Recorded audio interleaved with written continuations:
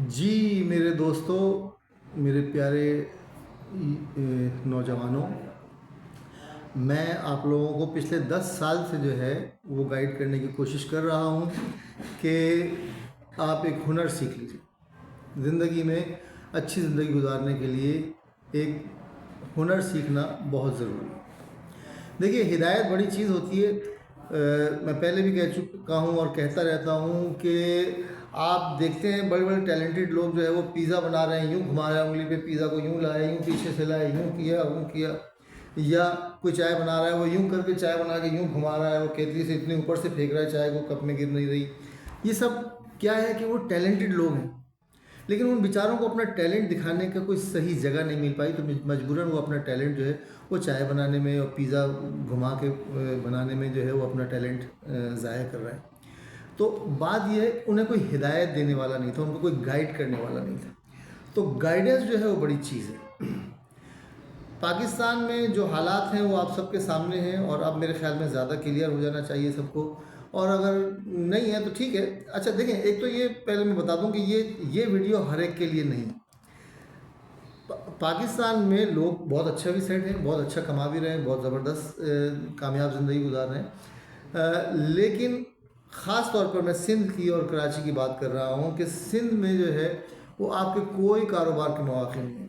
सिंध में या कराची में आपने ज़िंदगी गुजारनी है तो बहुत चालाक होना चाहिए आप। ओवरऑल पाकिस्तान में ही आपको बिज़नेस करने के लिए बहुत चालाक होना चाहिए। अगर आप ज़रा से भी जो है वो पलक झपक गई, आप ज़रा से भी सीधे हैं, तो सीधे आदमी को यहाँ पे बेवकूफ़ और बहुत कुछ कहा जाता है। तो सीधे आदमी का काम नहीं है यहाँ पे।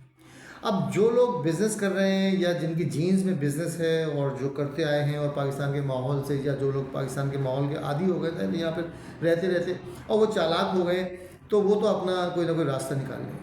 लेकिन जो बेचारे पढ़े लिखे लोग, जिनको कलम पकड़ने का शौक़ है, जिन्हें पढ़ाई का शौक़ है, उनके लिए मैं साफ साफ बता दूं कि कोई स्कोप नहीं है, कोई स्कोप नहीं है पाकिस्तान में। ठीक है ना। पढ़ लिख कर भी आपने जो है ना कोई बहुत तीर नहीं मार लेना। पाकिस्तान में जॉब्स जो है वो आपको, जो हालात हैं सिंध में आपको पता है कि जॉब्स के क्या हालात हैं, और मेरिटोक्रेसी यहाँ पे है नहीं, तो मेरिट की बेस पे तो आपको जॉब मिलेगी नहीं। तो आपके लिए सिर्फ यही है एक सूरत हाल कि इस मुल्क को छोड़ के कहीं बेहतर मुस्तकबिल की तलाश करें। ठीक है ना। अब ठीक है, इस पर लोग बहस कर सकते हैं, हो सकता है लोग मेरी बात से एग्री ना करें या मेरी बात को गलत समझें, वो आपकी मर्ज़ी है। आपको मेरी बात अच्छी नहीं लग रही, आप क्विट कर जाएं, किसी और की वीडियो देख लें, कोई और चीज़ देख लें, अपना टाइम इसमें ख़राब नहीं करें। मैं सिर्फ उन नौजवानों से मुखातिब हूँ कि जो पढ़ लिख के अपना कैरियर बनाना चाहते हैं, उनके लिए बहुत आसान रास्ता है। 10 साल से समझा रहा हूँ कि या तो जापानी ज़ुबान सीख लें या जर्मन ज़ुबान सीख लें। जापानी ज़ुबान के 3 लेवल कर लेंगे, आपको पाकिस्तान में भी अच्छी जॉब मिल जाएंगी, और आपको पूरी दुनिया से जो है वो अपॉर्चुनिटीज़ आपको खुल जाएंगी। जापान, ना सिर्फ जापान में बल्कि पूरी दुनिया में जो है जैपनीज़ लैंग्वेज बोलने वालों की, समझने वालों की ज़रूरत है। ठीक है ना, एक बात तो ये समझिए। अच्छा, दूसरी बात यह है कि जनाब जापान तो सर बहुत मुश्किल हो गया है, जापान में गैर मुल्कियों को पसंद नहीं किया जा रहा, और ये और वो, हर आदमी के पास कुछ वो है, लेम एक्सक्यूज़ हैं। ठीक है, जापानी ज़ुबान मुश्किल है, ये भी मैं एग्री करता हूँ। लेकिन पिछले 10 साल से बता रहा हूँ कि जिन लोगों ने मेहनत की उनको रास्ता मिल गया, जिन लोगों को नहीं शौक़ है, जो मेहनत नहीं कर पा रहे हैं, ठीक, चलिए जापानी ज़ुबान मुश्किल है, जर्मन लैंग्वेज सीख लीजिए। जर्मन लैंग्वेज के सिर्फ 3 लेवल आप कर लें, टोटल 6 लेवल होते हैं, सिर्फ 3 लेवल कर लें आप, तो आपको जर्मन का ट्रेनिंग वीज़ा, वर्क वीज़ा सब कुछ मिल जाएगा। ठीक है ना। अच्छा चलिए, मेरी बात मत माने, आप चैट जीपीटी खोल लें। ठीक है ना। चैट जीपीटी में आप खुद लिख के देख लीजिए कि जनाब हाउस बिल्डिंग क्या है, पाकिस्तानियों के लिए क्या रिक्वायरमेंट है, क्या अपॉर्चुनिटीज़ हैं। ठीक है ना। सिंपली आप उर्दू में लिख लीजिए, उर्दू में नहीं लिख सकते आप बोल दीजिए, चैट जीपीटी को वॉइस रिकॉर्डिंग कर दीजिए। ये मैंने खोला हुआ है चैट जीपीटी, इसमें कह रहा है कि जनाब हाउस बिल्डिंग जर्मनी का एक वोकेशनल ट्रेनिंग प्रोग्राम है, इसमें आप काम भी करते हैं और साथ साथ पढ़ाई भी करते हैं। ठीक है ना। यानी आप पढ़ भी रहे हैं और आपको ट्रेनिंग भी दी जा रही है और आपको उसकी तनख्वाह भी दी जा रही है। अच्छा, मुद्दत कितनी है इसकी? अमूमन 2 से 3 साल, यानी 2 से 3 साल तक आप जो है वो हाउस बिल्डिंग पे रह सकते हैं। उसके बाद आप जो है वो वर्क वीज़ा में कन्वर्ट हो जाएगा।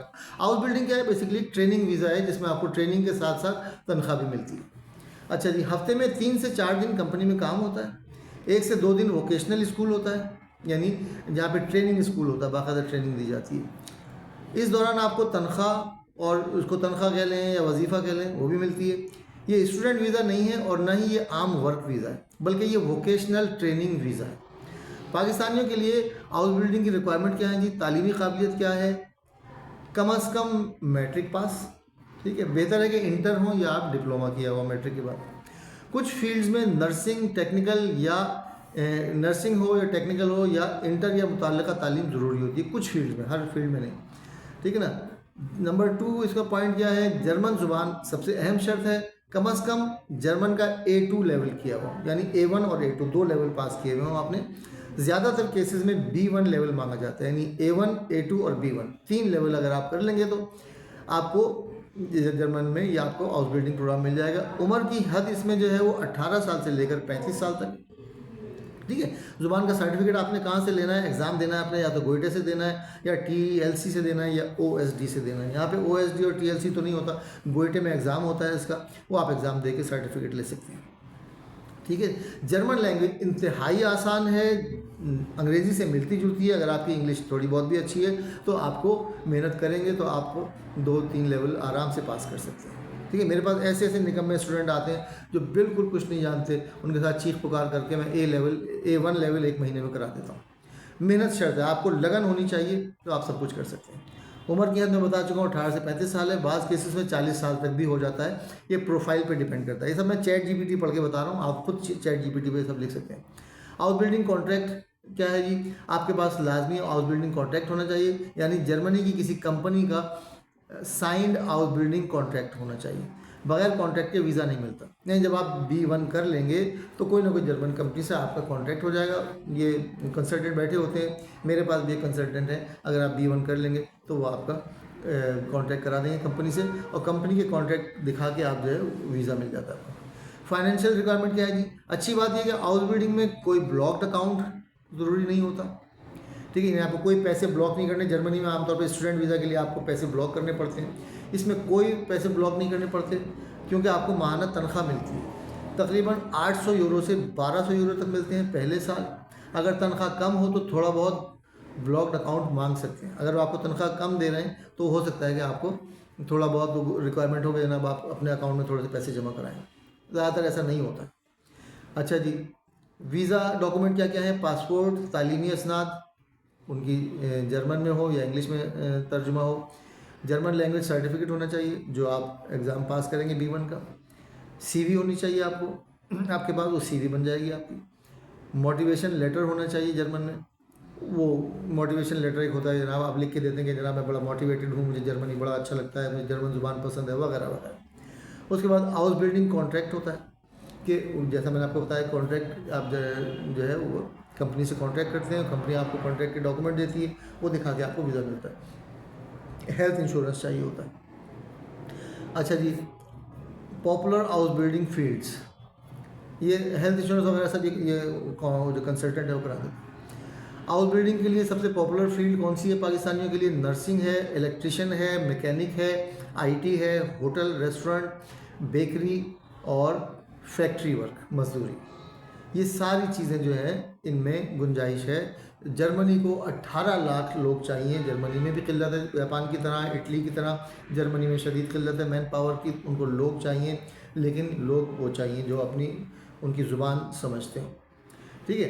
अच्छा जी, हाउस बिल्डिंग के बाद फ़ायदे, जर्मनी में फुल टाइम जॉब मिल जाती है। जर्मनी में परमानेंट रेजिडेंस का रास्ता आसान हो जाता है। कुछ साल बाद जर्मन पासपोर्ट भी मुमकिन है। अगर आप चाहें तो मैं अच्छा, यहाँ उसने जनाब ChatGPT ने कहा अगर आप चाहें तो मैं आपको हाउस बिल्डिंग का बेस्ट फील्ड वो प्रपोज कर सकता हूँ, ठीक है। तो कहने का मकसद ये है कि अब कोई चीज़ ढकी छुपी नहीं रही, हर चीज़ बिल्कुल सामने है। पाकिस्तान के हालात आपके सामने हैं, बड़े बड़े कारोबारी लोग यहाँ से भाग रहे हैं। तो बेहतर ये है कि वक्त की अहमियत को समझें और एक लैंग्वेज सीखें, चाहे जैपनीज़ सीखें चाहे जर्मन सीखें। जैपनीज़ के बाद पूरी दुनिया के रास्ते आपके लिए खुल जाते हैं, और जर्मन लैंग्वेज सीख लेंगे तो जर्मनी में तो कम से कम आपको ये हाउस बिल्डिंग वीज़ा मिल रहा है। इसके लिए कोई स्टूडेंट वीज़ा की ज़रूरत नहीं है, कोई फ़ीस नहीं भरनी है, आपने कुछ नहीं करना। आपने सिर्फ 3 लेवल सीखने हैं जर्मन लैंग्वेज के, और उसके बाद जर्मनी आपको बुला रहा है। तो मेरे अजीज़ों, मैंने इतना आसान कर दिया है चीज़ों को, कोई चीज़ हिडन नहीं रखी। मेरी बात पे यकीन नहीं करते तो एआई में चले जाएं, चैट जीपीटी खोलें, उसको उर्दू में कहें कि भाई हम जर्मनी जाना चाहते हैं, हमें कोई सबसे आसान तरीका बता दो, तो ये सब चीज़ें वो भी बता देगा। देखिए गाइडेंस बहुत मुश्किल चीज़ है। मैं जब जापान गया था तो मैंने 6 महीने में जापानी ज़ुबान बड़ी फर बोलने लगा था। तो जो पाकिस्तानी कम्युनिटी थी उनमें जो है मैं बहुत पॉपुलर हो गया। तो हर आदमी मुझसे कहने लगा अरे यार जापान में तो कोई कैरियर ही नहीं है। अब मैं पूछ रहा हूँ लोगों से कि यार आगे कैसे एडमिशन लूँ, मैं यहाँ पे आगे क्या करूँ, किस तरीके से मैं लूँ। हर आदमी कह रहा है नहीं यार यहाँ तो बहुत मुश्किल है, यहाँ तो डिप्लोमा कॉलेज में एडमिशन ही नहीं मिलता, यहाँ तो यूनिवर्सिटी में एडमिशन ही नहीं मिलता। इतना लोगों ने मिसगाइड किया। अब वो सब मर खप गए, अपनी अपनी खबरों में होंगे। जिन लोगों ने भी मेरे साथ गाइड नहीं किया या मिसगाइड किया वो जाने, उनका काम जाने। बहरहाल वो मुझे मिसगाइड किया, ठीक है, वक्ती तौर पे मेरा नुकसान हुआ, मगर मैंने जैसा आपको बताया कि आदमी मेहनत करने वाला कहीं ना कहीं अपना रास्ता बना लेता। मैंने फिर अपना रास्ता बना लिया। आज अल्लाह का शुक्र है मैं बहुत मुतमईन हूँ, बहुत खुश हूँ। तो कहने का मकसद है कि लोग आपको मिसगाइड तो करते हैं, गाइड कोई नहीं करता। मैं आपको भाई इतना आसान कर दिया है, मैंने आपको इतना, आपको पिछले 10 साल से गाइड कर रहा हूँ, ठीक है। अब लोग कहें हाँ जी आप तो इसलिए कह रहे हैं ना कि आपके पास पढ़ने आएंगे। भाई मत आए मेरे पास पढ़ने के लिए, मैंने सब कुछ यूट्यूब पे डाल दिया। द जापान हाउस टाइप करें यूट्यूब पे, उसमें प्लेलिस्ट में जाएं, प्लेलिस्ट में N5 ग्रामर टाइप करें, सारे लेवल की N5 की, N4 की, N3 की, N2 N1 सब की ग्रामर के मैंने अपलोड किए हुए हैं। आप मेहनत करके N3 कर लीजिए, ठीक है। आप कहते नहीं सर हमें यूट्यूब से समझ नहीं आता, हम पढ़ना चाहते हैं लेकिन जनाब आपकी फ़ीस बहुत ज़्यादा। चलिए आप लोगों के लिए फ़ीस, जो ये वीडियो देख के आएगा उसको फ़ीस भी 50% डिस्काउंट दे दूँगा। मेहनत कर लीजिए। इस तरह से फिर कोई नहीं समझाएगा आपको, इस तरह से कोई आपको नहीं बताएगा। लोग छुपाते हैं, लोग एक दूसरे से जलते हैं। ये बहुत पुराना लतीफ़ा है जो मैं बार बार लोगों को सुनाता हूँ कि जनाब दोज़ख के कुएं में जो है वो धकेल दिया गया लोगों को, हर कुएं के मुंह पर जो है वो एक फरिश्ता बैठा होता था। लतीफ़ा है। तो जनाब पाकिस्तानियों का जो कुआं था दोज़ख का, उस पर कोई फरिश्ता नहीं था। तो लोगों ने कहा यार हर कुएं के मुंह पर तो फरिश्ता बैठा होता है कि जब वो कुएं पे चढ़ के जो मुंडेर पे निकलना चाहता है तो फरिश्ता उसको अंदर धकेल देता है वापस। तो पाकिस्तानी जो कुआं है उसमें तो कोई फरिश्ता नहीं खड़ा। तो उनका उसकी ज़रूरत नहीं होती कि पाकिस्तानी जैसे ही चढ़ने लगता है दूसरा को उसकी टांग घसीट लेता है। तो यहाँ पर टांग घसीटने वाले बहुत हैं, सिखाने वाला कोई नहीं है, बताने वाला कोई नहीं है। इस वीडियो को अगर आपकी नज़र से गुजर गई है तो इसको अहम समझें, इससे अपना फ़ायदा उठा लें, अपना कैरियर बना लें। फिर बता रहा हूँ ये वीडियो सिर्फ उन लोगों के लिए कह रहा हूँ जो कि पढ़ने लिखने के शौकीन हैं और पढ़ लिख कर कुछ अपना कैरियर बनाना चाहते हैं। बाकी शायद कि तेरे दिल में उतर जाए मेरी बात। बहुत बहुत शुक्रिया। अरिगतो गोज़ाइमाशिता।